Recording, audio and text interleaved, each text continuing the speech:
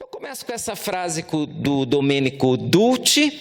Não sei se você tem alguma peça da Dolce & Gabbana que não seja comprada na 25 de março, mas se você tiver, o Domenico, ele, por incrível que pareça, é um acadêmico da estética, ele escreve muita coisa. E ele cita em uma dos seus artigos que o bom gosto é altamente discutível se olharmos para o modo como estamos vestidos. Por exemplo, já vamos chegar a essa conclusão. Porque você tomou a sua decisão estética para vir para cá hoje, que para você foi a melhor dentro das suas possibilidades, e para o seu vizinho ela é extremamente feia e inadequada.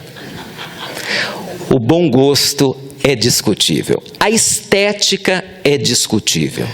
E grande parte das nossas discussões e até de alguns entraves em aceitarmos a estética do outro está exatamente aqui.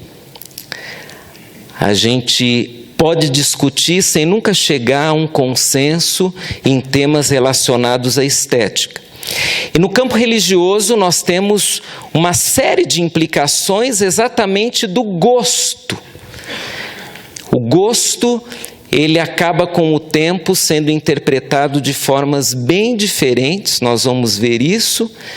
Então você, dentro da sua realidade religiosa, talvez critique o gosto do outro e talvez diga que o outro está errado. Mas o bom gosto, ele é discutível, sempre lembre disso. Bom, como nós construímos imagens, símbolos, formas religiosas, vamos começar definindo estética só para ter assim uma ideia do que estamos falando quando usamos o termo. Se você colocar lá no santo Google, o que vai vir em primeiro lugar na definição de estética é essa frase: o estudo da natureza do belo e dos fundamentos da arte. Eu imagino que alguns de vocês devem ter estudado, se não um curso inteiro sobre arte, mas alguma matéria relacionada à arte. A estética faz parte do estudo do belo, é uma das fundamentações da arte. É chamada até de filosofia da arte. O estudo do belo, o estudo das manifestações artísticas.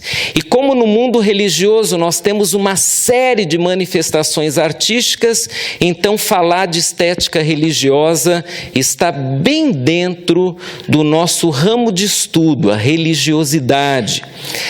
A própria palavra grega também traz a ideia do que seria um estudo estético. Nós estamos falando sobre percepções, sensações, o que vemos, como vemos.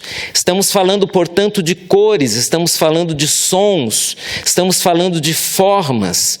E se quiséssemos agora parar e estudar esse ambiente aqui, que é um ambiente religioso, nós teríamos uma série de percepções. Porque uma plataforma, talvez haja uma explicação até para a cor das cadeiras, há uma explicação para o formato desse púlpito, enfim, há uma série de questões estéticas relacionadas à religiosidade. O Robert Nelson, que eu vou citar daqui a pouco melhor, ele define a estética como o conjunto das manifestações do belo e a comunicação proposital de conceitos, ideias ou doutrinas através de manifestações artísticas. Vamos prestar mais atenção nessa frase do Nelson.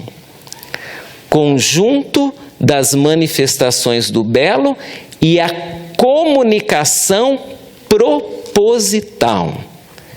A estética sempre comunica, não por um acaso, mas ela é proposital na comunicação. Qualquer manifestação de arte é uma comunicação proposital. Seja bonita ou feia de acordo com seu gosto, mas algo está sendo comunicado. Os sons comunicam, as cores comunicam. Suassuna diz que enquanto na natureza a beleza é encontrada por acaso, na arte ela é deliberadamente procurada e realizada. Deliberadamente procurada e realizada. Então, já temos aqui dois aspectos bem importantes da estética. Ela é proposital e ela é intencional. O artista, ele tem uma intenção. Talvez você descubra indiretamente, mas ele tem uma intenção. Por trás de uma forma, há uma comunicação proposital. Num primeiro momento, quem sabe, você se encanta pela forma, pelo som, mas há um propósito por trás de toda manifestação estética. Tanto que o Pierre Bourdieu, na obra citada, ele usa muito essa frase: as formas falam por si só. As formas falam. Então você nem sabia, mas essa forma, ela quer de algum modo te comunicar algo. Não sei se você se lembra, falando em púlpito, a título de ilustração, era raro achar um púlpito que não fosse de madeira ou de pedra. Eram enormes. Por quê? Porque aquela forma. Porque dentro de um período histórico, aquela forma propositalmente comunicava seriedade. Quanto maior, quanto mais escuro, mais comunicação de seriedade do que está sendo dito por aquele que está atrás daquela forma. Mas o tempo passou e a ideia também mudou. E agora o púlpito ficou invisível. Dá para você ficar atrás dele e se ver, né? Então é um exemplo pequeno, há muitos outros que nós vamos mencionar. As formas falam. A terminologia estética, ela é formada por uma série de elementos. Alguns vão colocar até outros elementos para cá, mas em geral são esses os principais elementos da terminologia estética. Sons. Então você, quando ouve uma composição, por exemplo, você está diante de uma manifestação estética. Essa é, por certo, uma das mais conhecidas, né? Cores também. Cores fazem parte do universo estético. Nós, por vezes, fazemos uma escolha até aleatória das cores, mas há quem estude as cores e saiba que uma cor é capaz de identificar, é capaz de representar algo, é capaz de gerar uma emoção. Então, há todo um estudo sobre cores. As cores, para o artista e para o técnico, não são escolhidas aleatoriamente. Há uma técnica no uso das cores. As formas também têm uma representação estética e comunicam propositalmente alguma coisa. Para os esotéricos, por exemplo, essa é uma forma que identifica muito das suas ideias. Então, dependendo de onde você entra, por exemplo, se você se depara com uma forma, aquilo te leva a uma ideia, uma representação. Padrões também podem trazer em si algum tipo de mensagem, como lugares. Eu fiz questão de mostrar essa foto porque, na minha opinião pessoal, e talvez seja a sua também, chamar essa edificação de Templo de Salomão, na verdade, é apenas esconder qual a mensagem que está por trás dessa forma, desse lugar. Então, o que de fato essa forma quer transmitir acerca daquele grupo, acerca de quem teve a ideia? O que essa forma de fato quer transmitir? Será que uma chamada ao Templo de Salomão no Antigo Testamento não seria só uma maneira de você dar um pouquinho mais de autoridade e quem sabe um embasamento de algo que você particularmente não deseja representar com essa forma? Pode ser. Símbolos, e o mais conhecido por nós são esses dois, não é? Cruz e peixe, mas há muitos outros símbolos no mundo religioso. Expressões, e nós usamos nos nossos cultos uma série de expressões. Às vezes nós nem paramos para pensar no que elas representam, mas um gesto como erguer as mãos, ou quem sabe uni-las ao peito, representam alguma coisa. Você nem percebeu, mas erguer a mão pode representar dentro do mundo religioso uma série de percepções diferenciadas. Então, a estética trata de expressões e trata de ritos. Eu coloquei aqui um rito dentro do universo católico, mas o nosso universo protestante é cheio de ritos. Por que nós fazemos as coisas dessa forma? O que está por trás do modo como um pastor, por exemplo, ou um coro, ou quem sabe um solista se apresentam? Eu, algum tempo atrás, comentei até com a minha turma de quinta-feira, que um colega de seminário assumiu uma igreja, e no primeiro domingo, quando ele foi dirigir o culto, ele levou um susto, porque quando ele entrou, toda a igreja ficou em pé. Aí ele sentou, todo mundo sentou. Aí ele já achou estranho. Aí ele leu o texto, queria pregar. Quando ele terminou de ler, a igreja em coro disse: "Fala, Senhor, que o teu servo ouve." Aí ele levou o segundo susto. Quando acabou o culto, ele foi lá procurar os líderes da igreja. Falou: "Escuta, vocês ensaiaram para me fazer uma surpresa? Como foi aquilo?" Então explicaram: não, é que o pastor anterior ficou aqui tantos anos e ele ensinou a gente que quando ele entrasse era para a gente ficar em pé, e quando ele terminasse de fazer a leitura era para a gente declamar essa frase. E isso saiu de um costume e se incorporou na estética de culto daquela igreja.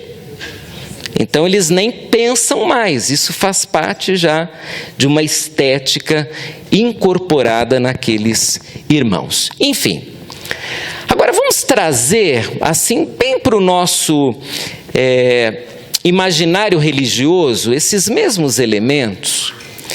Vamos pensar no coro que está se apresentando, estão lá na frente, nós estamos acostumados com essa cena. Eles ensaiaram, estão afinadinhos e eles estão cantando. Por trás de uma cena comum há vários elementos estéticos aqui. Por exemplo, por que a cor vermelha do echarpe das irmãs? Porque é bonito, porque se usa. Mas dentro do imaginário religioso, o vermelho é uma representação fortíssima. O que é o vermelho? É o sangue. É o sangue. Talvez os irmãos que estão assistindo essa apresentação, dependendo do estilo desse grupo, dependendo até do ritmo da música, eles nem prestem muita atenção na letra. Dependendo do estilo, dependendo da sonoridade, eles já chamam ao seu imaginário uma série de elementos, de ideias. Então veja, essa é uma cena comum. pessoal lá na frente cantando, mas há uma série de elementos estéticos. Eu já comentei do púlpito. O que as pessoas veem, esperam de alguém atrás do púlpito. Você tira o púlpito e coloca uma estante, e eu garanto que alguém vai dizer: por que tirou o púlpito? Não vai ter mensagem? Não. Vai ter mensagem, a mesma coisa. Não, mensagem tem que ser atrás do púlpito, porque a forma, ela chama o quê? Já uma representação. Então, tirou o púlpito é sinal que não tem mensagem hoje. Agora, olha essa cena. Isso é uma catedral. Você diz: que bonito, que coisa linda. O arquiteto que projetou isso, ele, por certo, deu o seu melhor. Mas há uma série de elementos aqui religiosos. Você entra num lugar desse, eu aposto que a primeira coisa que você faz é olhar para onde? Para cima. E isso é proposital, porque essa formação é característica de um estilo que leva o fiel a ficar quietinho, olhar para cima e pensar em Deus. É uma representação estética bem característica do universo religioso. E aqui? Todo mundo ali se expressando, por certo, assim, numa leitura inicial, você vai dizer: não é uma igreja batistona. Você já vai dizer isso, né? Não é batistona, todo mundo ali e tal, de mãos erguidas. Eu tenho quase certeza que parte desse pessoal aqui levantou a mão simplesmente porque no imaginário daquele grupo, levantar as mãos está associado a devoção, a fervor. De repente, só o ato de levantar as mãos já gera um sentimento de devoção.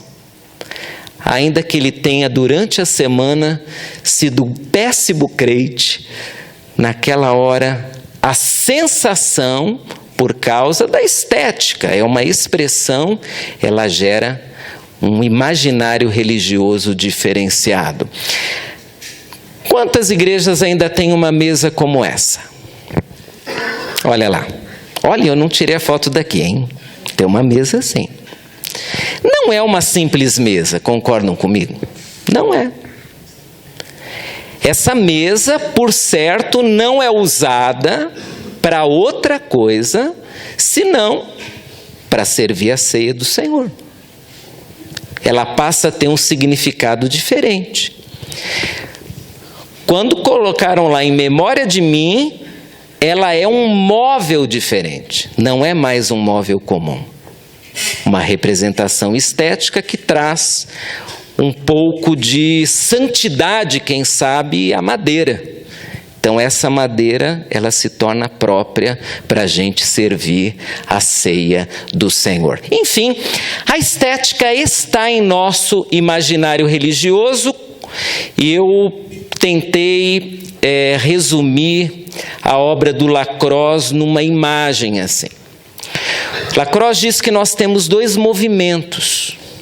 Um é o movimento das práticas conscientes, por exemplo, numa reflexão, num estudo, numa apresentação doutrinária. Então você chama todo o seu racional para entender, mas há um outro movimento que é o imaginário religioso. São impressões visuais, lembranças sonoras, ritos. Você não pensa aqui, aqui você sente. E entre um e outro está a arte. A arte é fantástica para transitar entre a prática consciente e o imaginário, entre o sentimento e a razão. A estética, a arte, consegue fazer bem isso. A questão é que a arte, ela depende muito do artista. Como o artista entende, a visão do artista, o que ele está sentindo naquela hora. Você faz um pedido para o artista, componha uma música para essa letra aqui que eu escrevi. Agora é com ele. É o sentimento dele, é a percepção dele. Então, toda vez que a gente faz o trânsito através da arte, nós entramos num terreno cheio de paixões, cheio de impressões, cheio de gostos, como mencionou o Domênico. Em estética teológica, aparece essa frase tentando explicar esse trânsito. A beleza, representante autêntica da arte, expressa nossos sentimentos mais profundos e, ao mesmo tempo, nossas crenças mais sólidas. A elaboração artística é uma linguagem religiosa completa. É por isso que nós temos tantas manifestações artísticas, não só no religioso, na vida, na sociedade. É uma linguagem completa. É mais ou menos como a ilustração do sermão. Todo mundo esquece o sermão, mas da ilustração não. Então, se ela estiver bem vinculada ao sermão, pela ilustração, você lembra do sermão. E assim é a arte. Ainda na mesma obra, a representante inicial da beleza autêntica era a natureza. Depois passou a ser a arte. E a arte tornou-se um elemento religioso, visto em todas as culturas religiosas através da estética. Desde cedo, o ser humano percebeu como a estética pode representar bem esse imaginário religioso. Então, falar na estética é falar em tudo aquilo que a gente convive no mundo religioso, só que em forma de arte. E agora, pensando propriamente na estética religiosa, nós saímos daqueles itens de formação geral estética e trazemos agora para o campo religioso. Como que a estética religiosa é formada? São 4 grandes contribuidores. O primeiro é a cultura. Depois a sociologia, teologia e a leitura da realidade. Vamos pensar no aspecto cultural. Os aspectos culturais dizem respeito ao tipo de expressão artística própria de uma determinada cultura. E há 2 elementos aqui: a imitação cultural, quando há uma transferência das expressões artísticas para a estética religiosa, e a substituição cultural, quando uma expressão artística própria de outra cultura é incorporada à estética religiosa na tentativa de manter a pureza religiosa. Vamos explicar isso? Essa é uma escola de samba evangélica, desfilando no Carnaval de Salvador. Aqui é uma boa imagem de uma imitação cultural. Então, o que acontece? O carnaval é uma representação cultural fortíssima no Brasil. Nós somos uma igreja, queremos, de alguma forma, falar daquilo que cremos. Por que não usar uma manifestação cultural bem conhecida? Esse é um exemplo. Eu peguei um exemplo que imagino seja bem distante da realidade da maioria das igrejas. Uma igreja ou outra usa imitação cultural assim. Nós usamos outros tipos de imitação cultural. Então você pega um elemento que transmite bem uma ideia dentro da cultura, e você usa esse elemento para transmitir uma mensagem religiosa. Agora, olha a substituição cultural.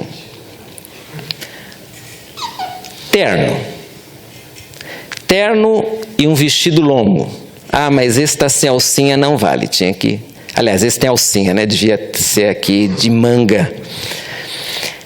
O que uma roupa pode representar? Se não quase que uma pureza inerente. Parece que entre os fios há um pouco de santidade, né? Então vamos imaginar que você foi pregar e resolveu ir sem terno e gravata, e um irmão, depois do culto, disse que a mensagem não foi boa. Não foi. A Bíblia foi pregada, você falou direitinho, dentro de todas as técnicas homiléticas possíveis, você até orou bastante antes de pregar, durante a preparação, mas faltou um elemento estético.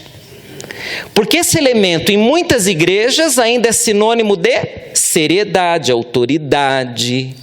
A pessoa, todo mundo chega de camiseta, mas o pastor chega de terno. Pode estar quente quanto for. E quando ele chega de terno atrás de um púlpito, 90% é sinônimo de garantia já. Porque há toda uma expectativa religiosa. Ele nem abriu a boca, mas está atrás do púlpito, terno, pronto. As mulheres, a mesma coisa. Uma saia longa parece transmitir mais seriedade, mais santidade, se bobear. Mas isso daqui é cultural. Uma roupa dessa, ela talvez, em alguns momentos, ela tenha transmitido bem uma questão cultural. Mas hoje o fato de usar terno não significa que a pessoa é séria. Isso não é sinônimo de seriedade. Outro elemento, aliás, ainda sobre a questão cultural, o Bauman, ele diz que a cultura ela tem um aspecto estruturante. Isso significa o quê? Que num imaginário religioso, de acordo com alguns elementos culturais, você constrói a sua própria perspectiva religiosa.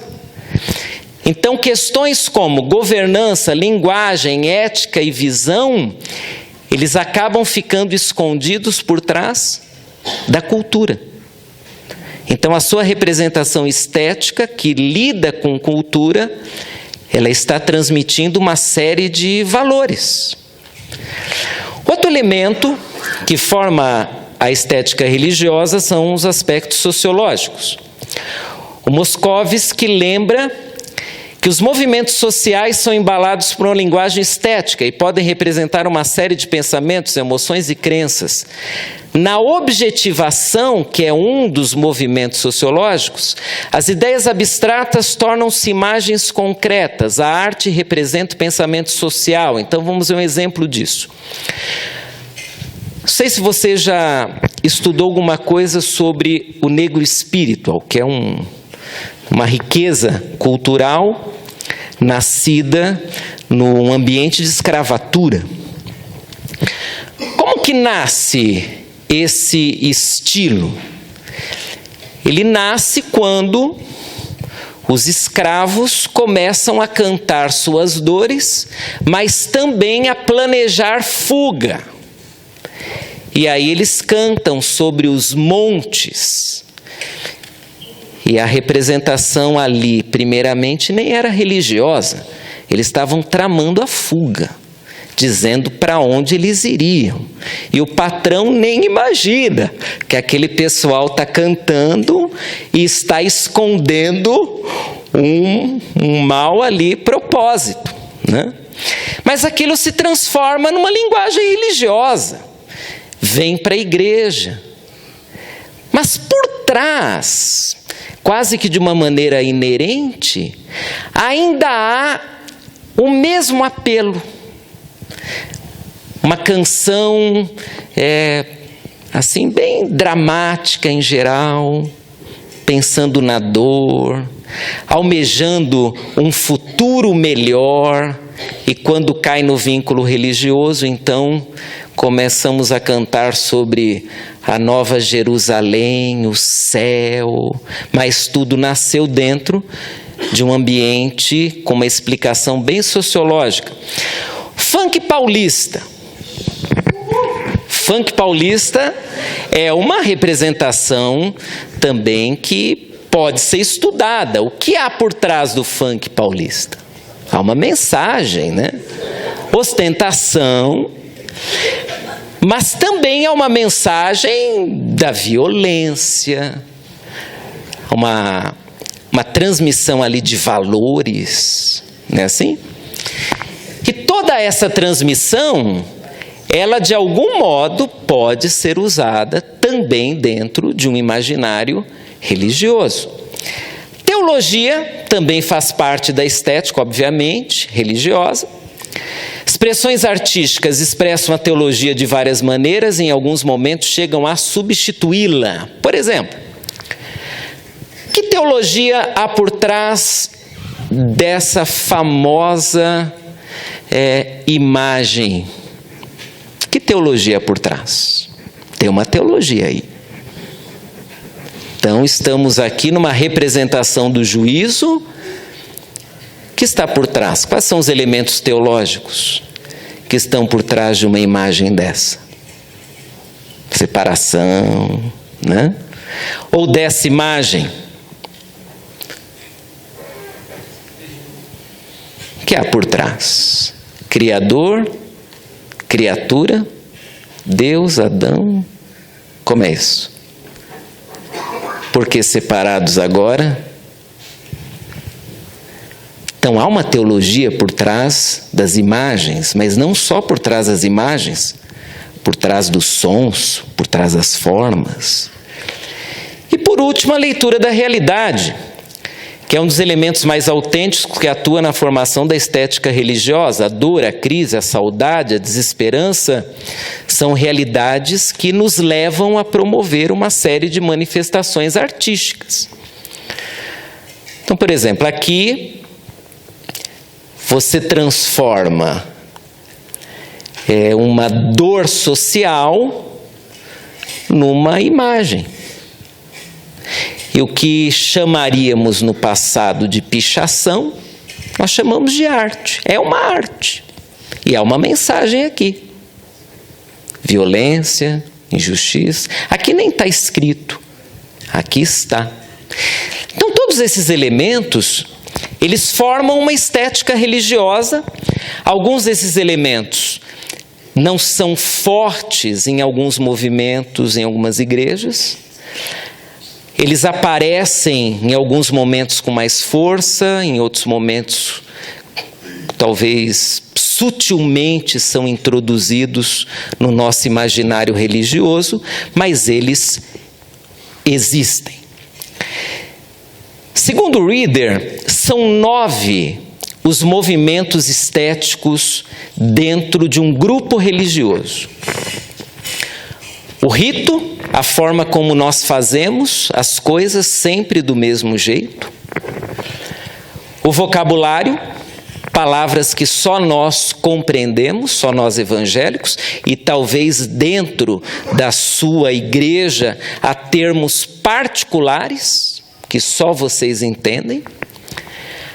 A liturgia, o repertório, as relações entre os membros da comunidade, a tradição, as expressões religiosas, a espiritualidade, o vestuário. Segundo o Reader, são 9 movimentos. Então, tudo isso aqui traz fortíssimas representações estéticas. Vamos pegar uma bem comum, o rito, que está bem ligado à questão da liturgia. Então, a sua igreja tem uma forma de realizar o culto. Vamos imaginar que passou pela sua igreja um determinado pastor, um determinado líder de adoração, e eles imprimiram uma marca. Eles já desapareceram há 20, 30, 40 anos, mas talvez a representação estética tenha ficado. E aquele grupo ele recebeu pessoas novas, que nem conheceram aquelas pessoas, mas eles passaram a entender o culto com aquele modelo, com aqueles ingredientes, com aquela forma. Então, o movimento estético sobre um grupo religioso, ele é fortíssimo. E, em geral, se dá através de dois elementos principais. Primeiro é o líder, que eu acabei de mencionar. Todo líder tem gosto. Você, como líder, tem preferências. E as suas preferências, elas vão se tornando num padrão estético. Vamos imaginar que você vai ser responsável por construir um prédio para a sua igreja. Garanto que você, como líder, vai dizer o que para você o prédio representará dentro do seu próprio imaginário religioso. Você dá sugestões. Você tem sugestões sobre hinos que para você comunicam melhor a fé cristã. Enfim, o líder é um grande agente. Como a tradição. Vamos pensar primeiro no líder. O líder tem preferências estéticas. E para defendê-lo, ele usa as ferramentas religiosas, fazendo do seu gosto uma expressão correta de religiosidade. Eu me lembro, vocês talvez não tenham passado por isso, mas eu e alguns aqui passamos, quando, por exemplo, na época em que as igrejas começaram a introduzir palmas nos cultos, e algumas até hoje têm problemas com isso, eu me lembro que no Jornal Batista saíam artigos teológicos, entre aspas, ou defendendo ou criticando as palmas. Mas, na verdade, a questão não é teologia. A questão é uma preferência. Só que, em nome da preferência, eu uso a Bíblia. E eu consigo achar textos que aparentemente favorecem a minha preferência. Aí eu digo que essa manifestação estética está certa ou errada, porque apareceu lá, não sei, no livro de Miqueias, capítulo 1, verso 9, um texto que garante que palmas está certo, ou não sei, levantar as mãos, enfim. Nós líderes temos uma responsabilidade enorme, porque as nossas preferências se transformam em modelos que para nós são corretos e para a comunidade passam a ser corretos também. Agora, esses modelos, eles geram uma tradição. Porque depois que você fez 1 ano, 2, 3, e nem precisa de tanto, aquilo já é uma tradição. As pessoas já creem que aquela forma é a mais correta. Enquanto na realidade foi uma sugestão estética, foi uma preferência pessoal. O tempo mudou, de repente a liderança mudou, os membros mudaram, mas a tradição continua a mesma. Por isso que a frase volta, o bom gosto é altamente discutível, altamente discutível. Para nós encerrarmos, tem quantos minutos? 5? É isso? Um pouquinho mais, né? Quero só passar esse movimento aqui, porque ele ajuda a entender como uma preferência vai gerar uma série de transformações no imaginário religioso. Todo mundo recebe uma herança estética, sem exceção. Então, se você nasceu, como eu, numa igreja, eu brinco que minha mãe só não deu à luz dentro lá do prédio da igreja de Brasilândia, porque não era domingo, senão eu era capaz de ter nascido lá, porque meus pais têm uma tradição assim de participantes da vida da igreja, das programações e tudo mais. Eu tive, antes de me tornar pastor, eu tive apenas 2 pastores. Um por 7 anos e até os meus 20 anos, quando me tornei pastor, outro. Então, qual era o meu imaginário pastoral de certo? Era daquele pastor. Então, eu me pego fazendo, depois de tantos anos, algumas coisas que ele fazia. Eu nem penso para fazer, mas algum jeito. Outro dia eu estava conversando com ele, ele falou: você já percebeu que você usa as mãos como eu? Interessante, eu nunca tinha percebido, mas é uma representação, eu vi. Foi uma herança estética, uma forma. A herança é um conjunto de expressões estéticas. Então vamos imaginar que, vamos pegar um idosinho da nossa igreja. A pós-modernidade, o que ela fez? Ela acelerou uma série de mudanças. As mudanças, elas aconteciam com um tempo maior, né?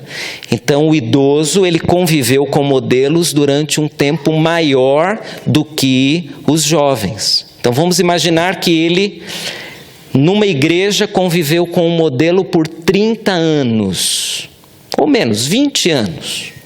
20 anos sem alteração no culto, 20 anos sem alteração no modo como as coisas eram feitas na igreja. Muito bem. Ele tem uma herança.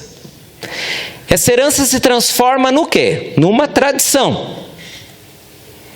Depois de 20 anos vendo aquilo, o que me passa pela mente? Que aquilo é o certo.